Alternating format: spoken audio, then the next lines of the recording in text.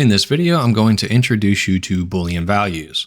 Some key features of Booleans are that they only support two values, true or false, and in the Python language, they are case sensitive, so if you use them, you must use a capital T and capital F. Booleans are often obtained by comparing values using the comparison operators, and they would be the equals operator, which is two equal sign, the not equals operator, which is an exclamation point and equal sign, the greater than operator, the less than operator, the greater than or equal to operator, and the less than or equal to operator. Booleans are often used in conjunction with logical operators to evaluate conditions, which will be not, and or.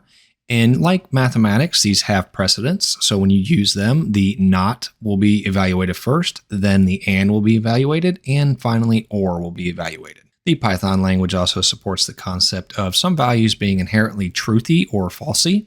So some examples of truthy values would be numeric values that contain values other than 0, strings that contain any values at all, and non-empty collections such as this list. Some examples of falsy values would be numeric values with the value of 0, empty strings, and the none type. There are also the is and is not operators, which perform identity comparisons to check if two objects are the same object in memory. This is not to check if they contain the same values, but to check that they are actually the same object. So if you wanted to know if two objects were the same, you would use the is operator. And if you wanted to know if two objects were not the same, you would use the is not operator.